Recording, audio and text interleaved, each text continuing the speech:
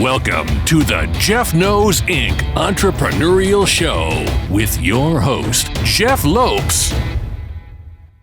We are live on the Jeff Knows Inc. podcast. I'm your host, Jeff Lopes. Super excited to have from across the ocean from Australia, Leroy Faure. What's up, brother? How are you? Mate, very well, thank you. And yourself?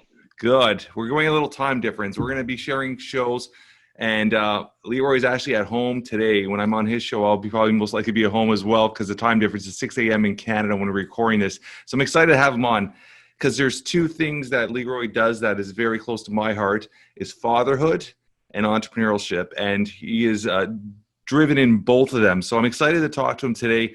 He's got a podcast, he's got a supplement company, a lifestyle brand, so there's tons of value there.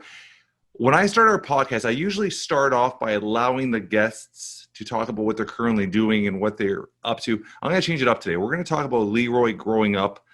Where'd you grow up? How many siblings you had? Were you always a hustler? Like, give me a rundown of you growing up and what were you all about? Yeah, mate. So a quick snapshot. I grew up in southwest Victoria, which is down the southern half of Australia. Small country town, only about 10,000 people. Went to public school for a little bit, then transferred over to a private school because it was better sporting endeavors. One brother, so he is 3 years younger than me. So, yeah. Grew up, both parents still together. I need to keep banging my knee. I keep interrupting your video. But, mate, I grew up with the whole vision of wanting to play AFL, which is Australian rules football. So I'm not sure if you've too familiar with that game over there. Yeah. Mate, that was my whole vision. I didn't plan on going to university, college, or anything like that. It was football. And as a direct result of that, I didn't put in at school. I hated school. I didn't want to be there. All I wanted to do was finish school so I could go to footy training that evening and then play the games on the weekend. So as it is over here in Australia, and it has changed a bit now, but back then you finished school when you were about 17, 18 years old, and you basically had a 2-year window. You either got drafted to the big league at 18 years old, or if you weren't there by 20, it was basically too late, move on. So I had an opportunity. I went and trained at one of the teams over here for a preseason to try and pick up one of the spots and didn't get picked up. So it was at that stage where I was nearly 20 and I decided to join the army. That was the next best thing. I had a heap of, relatives that had been in the military, and the way they described it, traveling the world and, a footy-like atmosphere where you're around, 20 or 30 blokes and you're training hard and you're, partying even harder and you're doing all this. And mate, that sounded like the next best thing. And so for the next 6 years, I joined the military and served there and went on one deployment overseas during that time. And that's what led to, I guess, the whole fitness and entrepreneurial journey. So when you got deployed, where did you deploy to? So I deployed to East Timor, which is in Indonesia, or just off Indonesia over here in Australia. It was more a peacekeeping role. Yeah. So there was a few things, that happened over there, but ultimately it was a peacekeeping mission. Later on, and more of recent, I've actually went over to the Middle East, to Afghanistan, and did a bit of private security stuff as well. Oh, very cool. I'm going to ask you a good question. And we speak to a lot of athletes, and a common thing comes up when you're talking to especially young athletes that dedicate so much time and effort to becoming pro at one thing. That becomes their identity. Was that your case at any point? I think so. Look, growing up where we grew up, the football club or the footy culture was very much indented into the community. So, it was a football town. There wasn't, like in Australia, you have two major codes. You have AFL, which is Australia Football League, and then you have the rugby. And back in Victoria, it's very AFL. There's only recently, about 10 years ago or so, an NRL team even put in that state. So it was very, focused on that sport. And as a guy growing up, you sort of didn't have too many other options. It wasn't like, I'm assuming over in Canada where you have the ice hockey and you have the, the basketball, then you have the footy, and then you have, the soccer and everything else. It was pretty much focused on AFL during the winter and cricket in the summer, and that was about it. It was, so mate, yeah, I think the whole, was that my main focus? And yes, I wanted to be at that elite level. And I did make a few different representative sides, which sort of gave me that confidence that I was at least on par or had the skill set to potentially get there.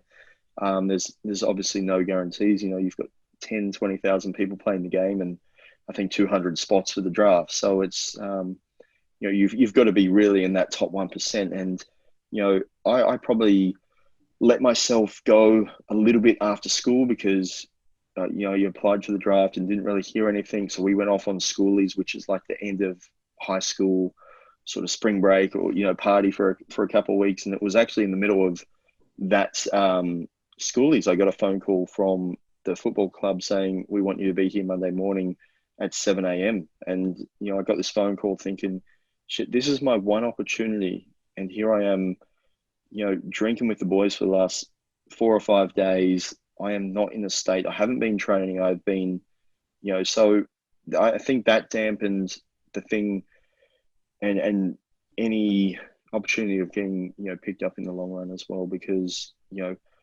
I wasn't 100% in after, that period. I sort of thought my opportunity had come and gone, and, and sports is such a mental game too, right?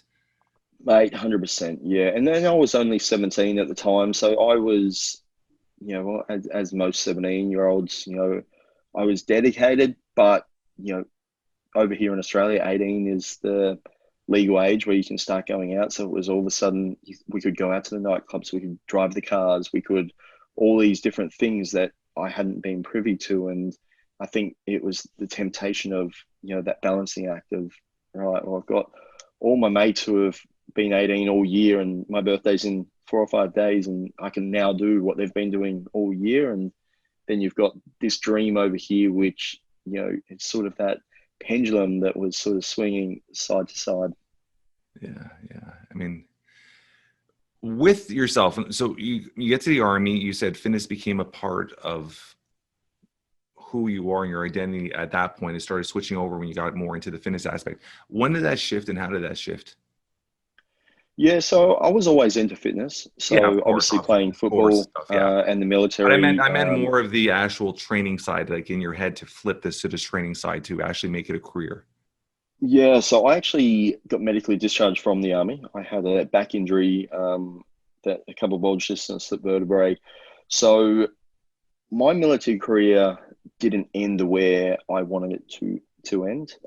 And I was lucky enough to have a personal training course behind me that I had done whilst I was in the military. So when you leave the infantry, there's not too many roles that you can take out of the infantry and transcend over to civilian life. Yeah. A lot of people when they leave, they join the mines or they go, laboring or, try and do a trade or something like that. So I had no other option other than, sort of double down on this fitness qualification that I'd picked up a couple of years prior. And yeah, I moved to Noosa, which is a couple of hours above Brisbane on the east coast of Australia, and started my own business. I had opportunities to go work in a gym, but I just didn't want to be, I've just come off 6 years of being told what to do, when to do it, and how to do it. And I didn't want any authority over me from that point forward.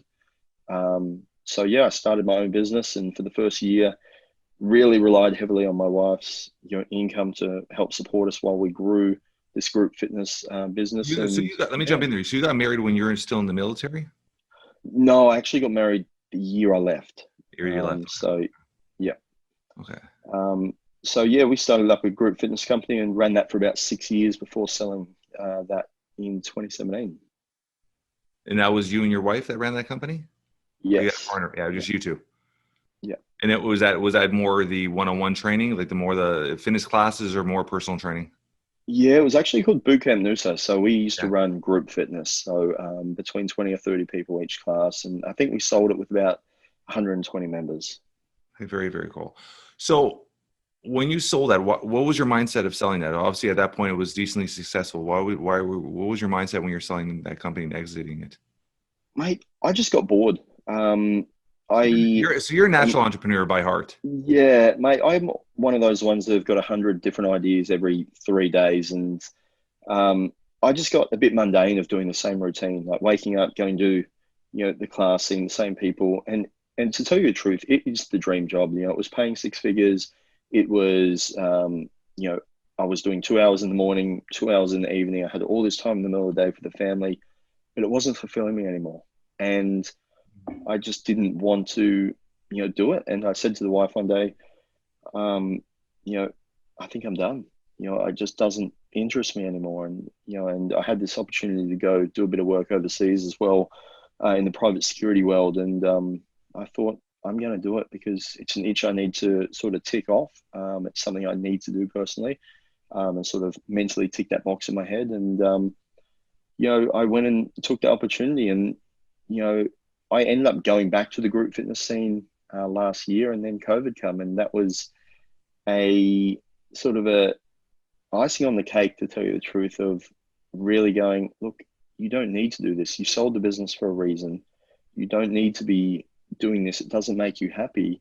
And when the government shut us down, like they did with every other business, for that short period of time, it was the perfect chance to just go, look, let's go full time on the Fit Dad lifestyle. Let's see what we can do, and let's, go all in rather than going 10% over here for this business and 20% over here for that and 30% for that. And it was the best decision that we could have ever made. So I'll dive into that in a second. So Yeah. when you went to the private security sector, how long did you do that for? On and off for about 3 years. So Were you it's 8 weeks how long on. would you take off? I mean, obviously you're married at that time. Did you have children already at that time? Yes, yeah. So we had two kids. It was That's eight pretty weeks on, hard. 4 weeks off. So yeah, it was pretty tough. And that's why I say on and off, because I did the first couple of swings, 8 weeks on, 4 weeks off, as it was meant to be. And then I went as a casual after that, because the time away just didn't, match up with what I wanted, my life to be as a father, first and foremost. The money was great. And, the time off when you got home was amazing, but living your life for that 8 weeks through, Zoom and FaceTime and all these different things, it just wasn't how I wanted to do Especially things. when your And kids are that young, you're missing so much. Those 8 weeks are exactly. such a big gap. Yeah. And you did that for how long? You said almost 3 years? Yeah, on and off for about 3 years. So we were traveling the world. So every break, every month off, we would be like over in America one break, and Bali the next, and Thailand the next. And like we were living the good life and, seeing a lot of the world. And it was amazing for that 4 weeks. But then dad's back at work for 8 weeks. And it was like, Yeah. yeah, it just didn't pan out how I wanted to. But yeah, mate, it sort of ticked that box that I needed to tick, from a personal and career standpoint. And Can I ask you a question? yeah, What I'm glad I did it. you keep driving into that? What do you mean it clicked that tick? Was that a goal of yours? Was that something in your head you wanted to do? Like, what do you keep diving to that? So why do you say that? Yeah, mate. I think because when you're in the military, and I was in the military during, a massive, I guess, campaign or military campaign over, 20 odd years in Afghanistan. And, I never got to deploy over to the Middle East. I only got to deploy over in Asia. So for me, in a weird way, it sort of ticked that box of being able to get over there. And even though the job wasn't the same, even though the role wasn't the same, and you weren't with the same group of guys that you're with, in a weird way, it sort of gave me that, Feeling completion. yeah, I think so. Sort of just that chapter, just closed that chapter for me and allowed me to move on. Interesting. Um, so I love your branding, and I'm all about branding. That's one thing we dive into, and we really focus with all our companies is the branding aspect. And I teach a lot of branding as well. When you started the whole branding aspect with the colors, the logos, the concept, what went through your head? Because I mean, you're targeting a very niche market. And that's what Yes. I do too. One of my companies is Man's Purpose. We coach entrepreneurial dads. My book is called Entrepreneurial Dad. That's my target audience as well. So when you're targeting that audience, it's a very specific audience when you're looking at a supplement that could probably range so far. Where was your mind? And I think it's brilliant, don't get me wrong, but where was your mind and how did you come to the conclusion of understanding like, this is my target audience, this is who I'm going to target, even though it's a smaller demographic, this is who I'm going to go after? And how did that branding, how did that concept all come together for the fit dad lifestyle? Yeah. So basically, being in the fitness industry, we ran the boot camp, which was the group fitness, and then we also took groups around the world. So we took fitness retreats to Bali, Thailand, Everest Base Camp as one of my other businesses that I had. And the kids always traveled with us, not to Everest Base Camp, but whenever we went to, Bali or Thailand, they were always there. And we were always just filming different stuff that we were doing. And, we were getting questions all the time, like, oh, how do you, what workout are you doing today with the kids? And like, we'll post the videos up, or, it was when social media wasn't really pages and Instagram, it was just your personal account. And yeah, we got back from one of those holidays, and one of my clients was a photographer, and I said, hey, can you do a photo shoot? I want to do an ebook, because at the time ebooks were starting to be, the new buzzword. And, I'll give you a free month of training, you do some photos, and we'll call it even. So anyway, we did the photo shoot, and I sort of sat on that photo shoot in a folder on my computer and never really thought anything of it. And it wasn't until I was actually overseas working, and it was one night we had nothing on, I was bored, and I'm like, I'm going to start this ebook. So I started putting together all the different pictures and started writing, all these different, things for dads about, motivation and what's your why and goal setting and nutrition and supplementation and all the workout plans and pictures based upon what we had. And I sent it out to a few guys, and they said, shit, this is really good. You should be selling this. And I didn't really think of anything at the time. I'm like, actually, I might do that. So I spent the next 2, 3, 4 weeks, because, there was a lot of downtime over there, putting this together. I'm like, I'm just going to chuck it on Amazon, sell it for $10, and I'll sell $1 million a month, and game over. I'm happy. Mate, I sold 3 copies in my first 2 months, and it was just heartbreaking. I think I actually never touched it again for about 6 to 12 months, because I built this ebook that I thought was going to sell millions of copies, because it was this masterpiece. And Let me dive in, sir. Is it not crazy how, like, I've been an entrepreneur for 25 plus years. Is it not crazy how a lot of people that are not entrepreneurs, and they work the 9-to-5 job, and they look at us and they see this freedom, this financial freedom, or this stuff. They don't understand it's not always wins, it's wins and losses, and you're just hoping you have more wins stacked than the losses. And it's also the mental game, because you put it up, you have this vision, you have this goal that's going to be this next big thing, and it doesn't originally take off. That's mentally very draining. So 100%. where was your mindset with that all, like when that all happened? Because I want people to understand this. It's not always that those pretty bright lights, right? It's sometimes very draining mentally. And it's like you have to keep picking yourself up sometimes to keep going, right? So give somebody a little rundown. Like this ebook, like I knew how to work a computer and, build websites, all that sort of, stuff to a basic level. But I spent 50, 60 hours putting this book together in the most, what I thought was perfect, and it come across really well, and the information was great. And, to basically, sell 3 copies, I ended up giving it away to like friends and family, just to have some feedback and saying what's wrong with it. And everyone was saying, like all that smoke and mirrors, like lifting you up and giving you pats on the back. And it's like, there's something not quite right. And anyway, so I pulled it off all the Amazon stores and all this kind of stuff, and didn't really think of anything of it for another, few months or whatever the case was. And we went over to Bali, and we had this villa, and we were training every day, me and my wife. And we started filming a few of the workouts and putting it up, and, they're all, I guess, fit dad, fit family inspired routines. And yeah, we chucked them on Facebook, and it just blew up, and people wanted to know what routines we're doing, and wanted to know, how we were keeping fit and healthy. How long ago was this? Mate, this was 2018. Okay. I reckon. Yeah. Yeah. So yeah, and then all of a sudden I decided, okay, well, I can't keep replying to all you guys individually. I started a group. So I started it for the dads because, I didn't want to get in the female space. I thought it was too flooded because, there'd always been stuff out there for the females and for the mothers and all this. And Yeah. I thought for a second, a lot of these people asking questions are fathers like myself. They're in the mines, they're FIFO, they're working away, they're in the army still. And, I'm going to create this little community. So we started up with just a group. I had my ebook, I had my group and friends and family. And then it just started snowballing. All of a sudden, I was getting messages, can I add my friend to this group? I'm like, yeah, sure. Add them along. And, then, mate, yeah, what sort of started as a little, I guess, little hobby turned into something, pretty crazy as it is right now. But all because I guess we sort of just, had that tenacity to keep moving forward and, not give in, but also, not throw that dream away and have that regret, I guess, later in How life. big is your community now, roughly? I think our group is about 4,000 dads, so it's Oh, not that's a that pretty, big. no, that's a pretty hefty group. This is your Facebook group?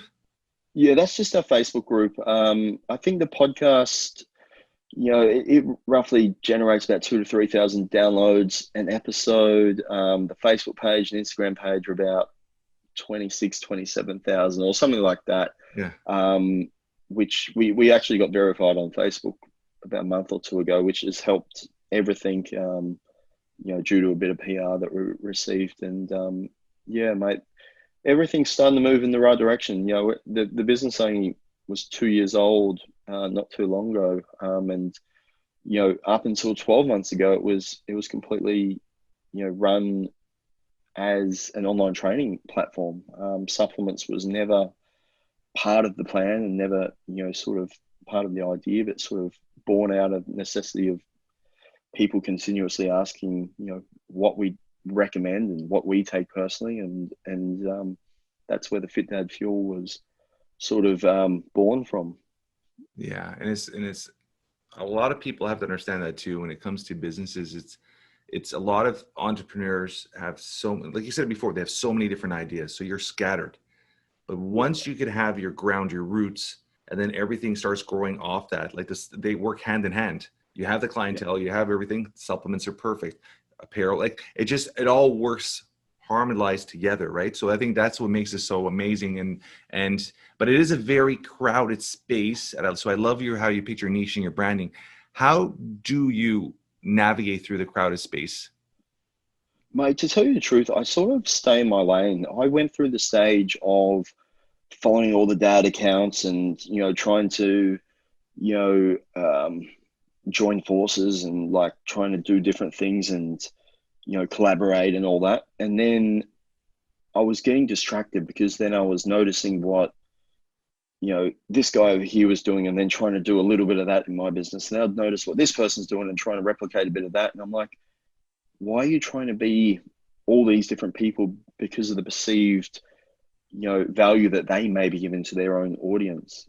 So I went through and unfollowed basically 95% of these pages that, I was following and just started doing my own thing, started being a lot more real. So, 2-3 years ago on Instagram, I was one of those ones that if it didn't get the likes, I'd delete the picture. And if it didn't have the right filter and if it didn't have all this kind of, perceived, professionalism or, perfection, then it would be gone. And now I get on there, I'd get on there like this, I'd get on there and curse, I'd tell it how it is. I don't give a shit if there's, people giving me negativity, I'll give it back to them straight away. And I'm sort of at that stage now where I'm comfortable with myself and I'm comfortable with the brand and, the message that we're delivering. And I think that's reiterated by, the amount of messages and, the amount of emails that we get on a weekly basis of, you know what it is, Leroy, is social media has become this fake facade. Yeah. Everybody's showing their best side 24/7. So the minute you come across and be authentic with yourself, that literally pulls you right through the crowd. And Yeah, when you 100%. consistently come authentic, if you go to my page and look at me, yesterday I posted two things. My son's birthday picture with him. The next thing, I took my 13, 14-year-old and I did their first driving lesson. I put them in a parking lot and I let them drive my Jeep. And Yeah. I post what I post. And whether people like it or don't like it, I'm authentic. And because of that, it's grown at a rapid rate. My personal account, I would say personal branding, because I'm who I am. You see, what you see is who you get. And because of that, I think being authentic is something that's so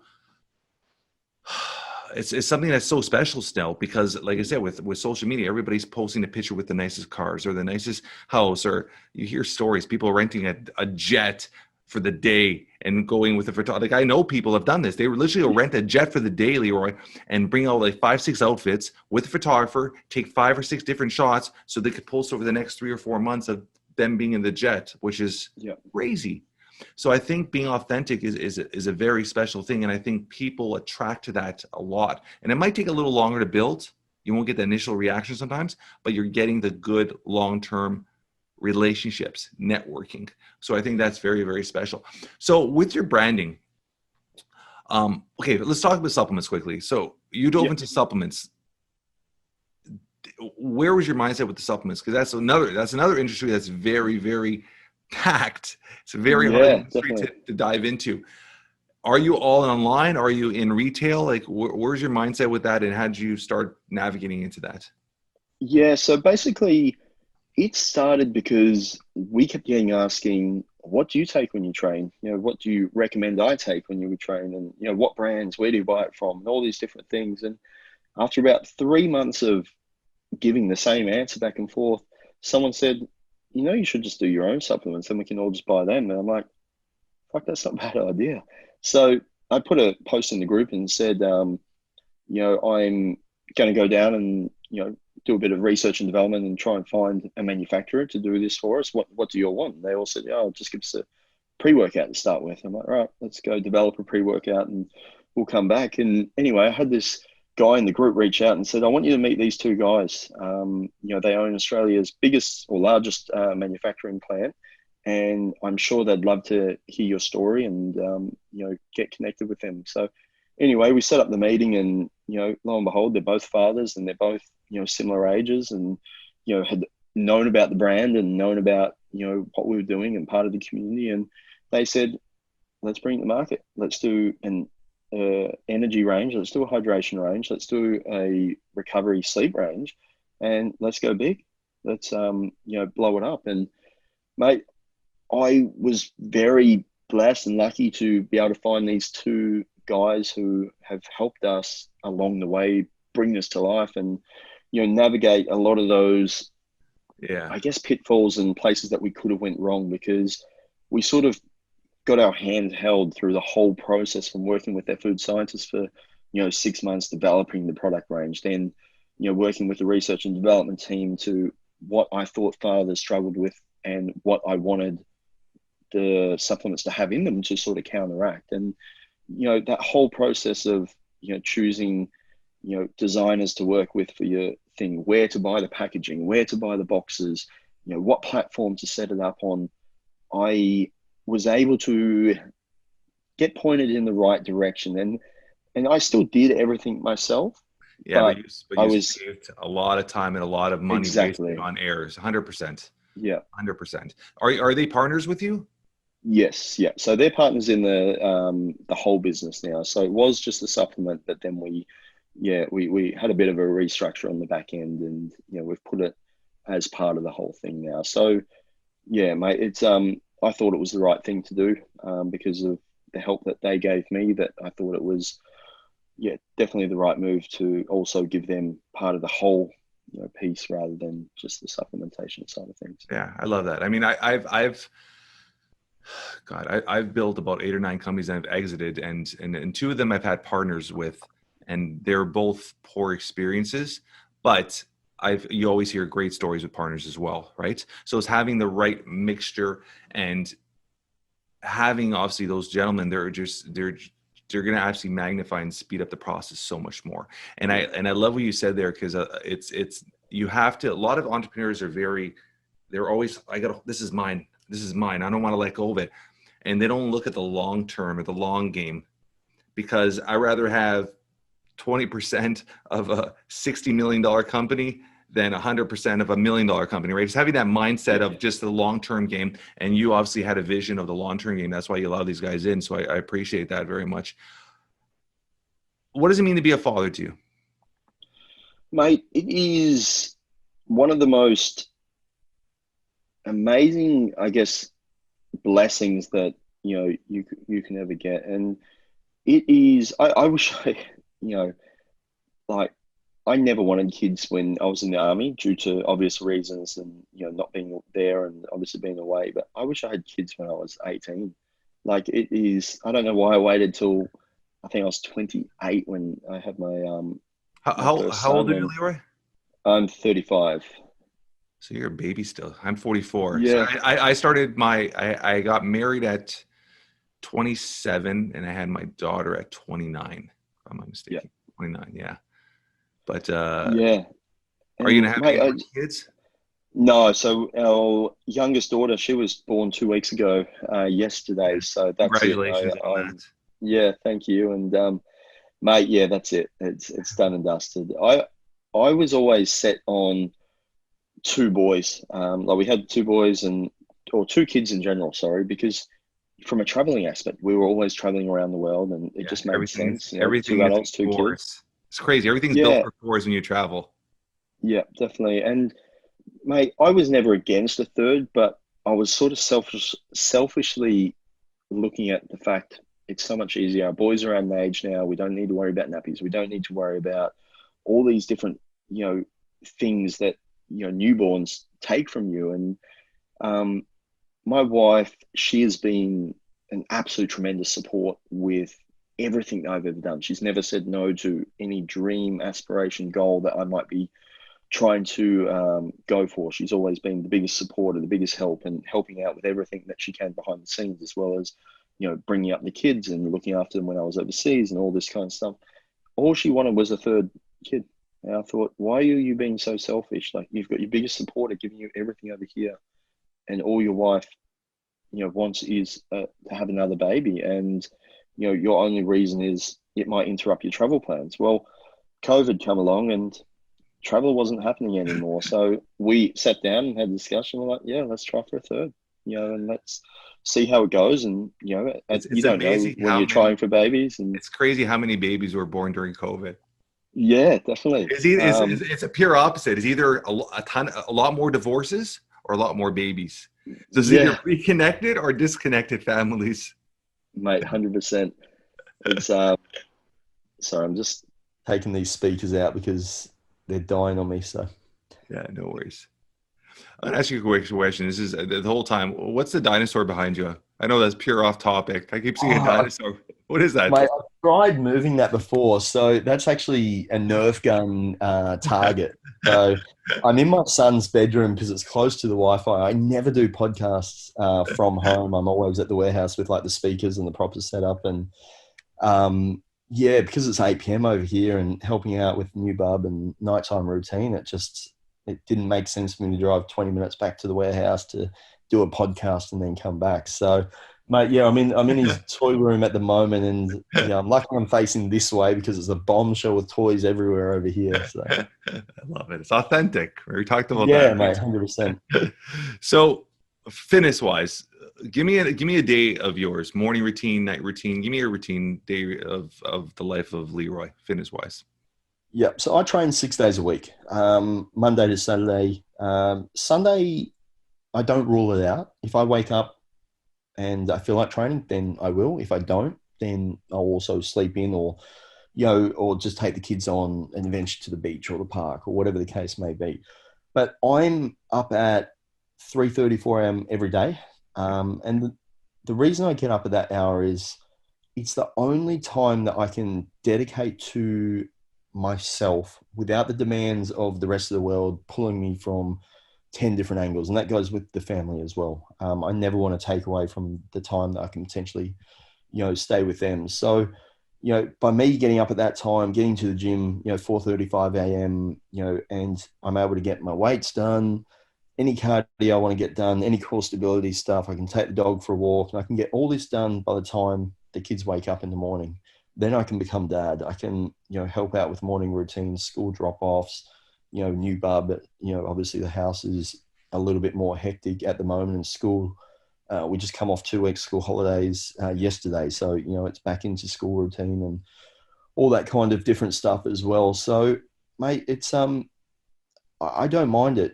It means I go to bed at, 9 or 10 at night instead of staying awake watching Netflix till 11 or 12 at night and then getting up at 7 and all this kind of stuff. And I find getting that gym routine done, or run or hike or whatever I decide to do that morning or whatever the goals are at the time, it sort of sets me up for the rest of the day as well. It allows me to tick that first box. No one can take that first goal or that first task away from me for that day. And it's something that I find with a lot of fathers and, people in general, when they plan to train after work, like they wonder why it never happens because the kids have got school sports or the kids get sent home from school sick or work, you have to stay back a little bit longer or the meeting goes over time or, there's a traffic accident or, all these different, events and all these different situations that can occur later on in the day that can stop you from doing that goal. Yeah. And that's probably the main reason why I get up at that time is just to sort of, give myself that best possible start to the day. It doesn't take away from any of the time with the family, which is the most important thing. And also allows me to chat with different people on different time zones as well. So, if I am dealing with any clients or any business, things overseas, then, it allows me to catch these people during their workday as well. And, I can tick those boxes as well. Yeah, I love that. I mean, I call it to 3 to 7. So I'm always home 3 to 7 p.m. every single night. I try to have dinner with my family every single night. And I'm up at 4:30. So when we started this podcast, it was 6 a.m. here. So I'm up at 4:30 every day. I'm in the office already. And I do it. I don't like waking up early. But I do it because I sacrifice myself, knowing if I sacrifice myself to get up earlier and do my morning routine and do my stuff and get them out of the way, it allows me to have that free time from 3 to 7 to be home with the family. So it's certain sacrifices you got to put in place and put your non-negotiables. What things in your life are going to be locked in and blocked in or non-negotiables. And from 3 to 7, it's hiking, it's biking, it's sports with the kids. Like you said, it's family time, it's dinner time. So that time is phones off. I'm present. I'm focused on my family. And because I run 3 or 4 companies, I have to have that extra time in the morning to be able to do my stuff and take care of myself and my health and all that stuff, just like you. So I appreciate that.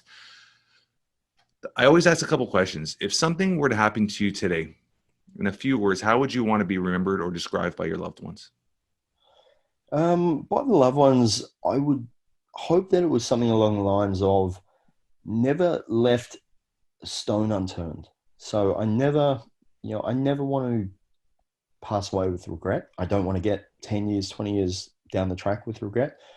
I'll give everything an opportunity. I'll give everyone an opportunity.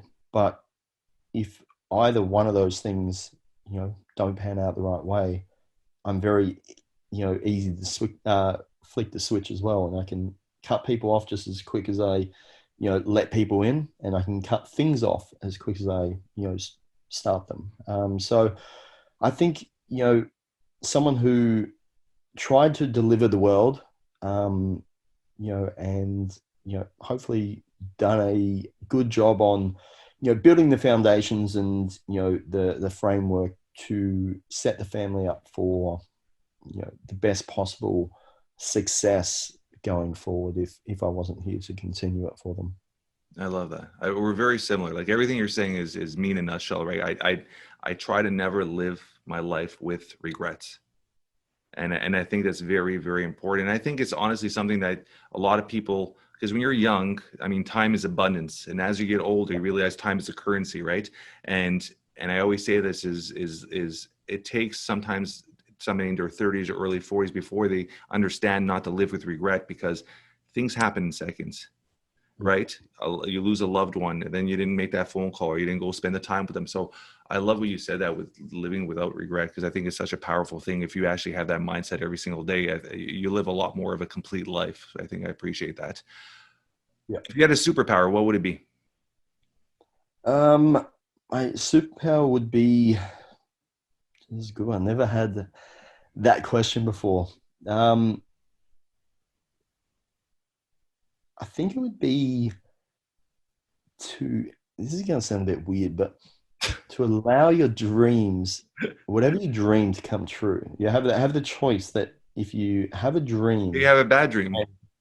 yeah, but you have the choice. So Okay. some of the bad dreams might be interesting as well, but yeah, I think if you had that choice to, I guess teleport into that reality, yeah, I think that'd be pretty cool. I guess, yeah, like it'd be a mix between time travel and also, teleporting into some mystical world that your head's going through. Fitness accomplishments. Do you have any fitness accomplishments that you've done that you're proud of, whether it's a marathon or anything like that? I've never done a marathon. I did a bodybuilding comp back when in 2016. I didn't place, or I didn't get in any of the things, but it was just something that I needed to kick off. That's just Actually, no, probably about 15. But yeah, it's so not 6 years ago, not too long ago.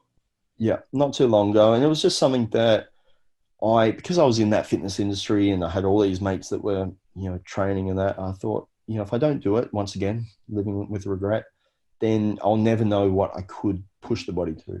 I'll never know its limits, and I'll never know, what works and, what the body responds to. Would I do it again? No. I hated every minute of It's such an unhealthy lifestyle doing that. Yeah, it is. And I did 3 competitions, 18, 9, I was 18 years old, 19 years old, and 20 years old. I'll send you pictures, but I was 18, 19, 20, and I did 3 competitions, and it's such an unhealthy lifestyle. Yeah, 100%. And I found it was that, that yo-yo, and exactly like every other person out there, it was go hard for 3 months, 6 months, whatever the case is, get on the show, but then the very next day fly over to Thailand and drink every cocktail and beer under the sun and pizza, and then blow out, and then, go hard again for 3 more months and shred up again. And it was like, what is this, yo-yo of just consistently, good, bad, good, bad? Why can't I just stay at 80% good at all times, still enjoy what I want to enjoy, and not have the pressures of everything else? And I think that's something that I've learned to, now grasp, and not realize that you don't need that 6-pack at all times. You don't need that toned body at all times, but you need that happiness with yourself. And, you need to put, health and fitness should be, I always tell people, I'm always preaching family and then business under, but I always still put my health above everything else. I'm a strong believer, mentally, physically, spiritually, you have to take care of yourself before you're able to serve others. So taking care of yourself is a priority in my life always. But yeah, it's that it is a yo-yo. I used to be like 240. I'm 6'2", so I was 245, competing at 195, 192, and then it's just a yo-yo. And I did that for 3 years, and your body takes such a wear and tear, and the draining of the and the dehydration and the water, and just it's so brutal, man, so brutal mentally, and you're never happy with yourself. You won't find one bodybuilder in the world that's satisfied with their body. It was the one night, I guess from a picture, or, how the body looked that night, if you looked at that, you'd think that's the best you've ever felt, or that's the best you've ever been. But it was the one time in my life I hated how I felt. It was looked the best, but hated how I felt. And, I'm 10 times more happier with how I am now, with probably carrying a couple extra kilos, and, always got room to, do a little bit better, but still be able to go out with the boys, or go for a hit of golf and have a couple of beers, or go out with the kids and have pizza, or, and be able to live. It's all about balance, right? It is, yeah, 100%. I call my fitness now is heart attack prevention. As long as I take care of myself, and I'm in overall, like I said, a good 75 to 80% range, where you're focused on, you don't have to worry about having a 6-pack at all time. It's just always obviously when the summer ramps up, you get a little leaner. That's just the way it is. That's right. You want to have that dad, and you don't want to have the dad bod, but then in the wintertime, you just let it go a little bit, but it's just the way it is, right? I appreciate this, man. I want to ask you one more quick question. You said you had mentioned about your wife and and your wife seems very similar to my wife, a very supportive person. What does your wife mean to you, and how has she been there and impacted your life? We'll end it with that. Yeah, mate, means the absolute world, obviously. But she was born to be a mother. I honestly, you know, I think my love for her and when she became a mum, or when we become parents, 7 years ago, was the moment I think I fell in love with her even more, because just the natural instinct that she had The for nurturing. nurturing kids, Yeah. and yeah, doing absolutely everything. Like, everything was about the kids. It was herself, her body, everything becomes secondary to what the kids' needs were, to what my needs were. And, she's always been that rock and that, support network, of being there for everything that, other the kids need first and foremost, and, what I need, what the business needs. And, yeah, mate, it's, once the body recovers from obviously the latest birth, it's time now with the business and everything in the position that we're in, to start giving a lot more back to her, and be able to start putting her back on that pedestal, and allow her to flourish and do the things that she wants to do, whether they are any entrepreneurial things, or whether it's whatever it is. It doesn't matter. She can take the pick, and mate, it's time to put her back on top, and show the kids how amazing and perfect she is, and what she's done for them. Yeah, it's amazing. Like those mother instincts that kick in. Is my wife's a very simple person, so I'm the hustler. I'm the go go go go go, and my wife's just laid back in the background, just does her stuff. My wife's is a saying she always says, and I always tell everybody, like my wife always says, if today doesn't change, it was a good day. It's all about simplicity, and Yeah, her good life is a healthy family and building memories with your family. That's all it is. Those mate, two that's vacations a year, building memories, making sure everybody's healthy, everybody's good, and just always the same exact same as your wife. Just always just taking care, making sure everything's okay, making sure everything's okay. And it's and we're, like I said, we're pure opposites. I'm the go go go. She's not, but that gives me that grounded balance when I come home, which yeah, is mate. I so think I'm important.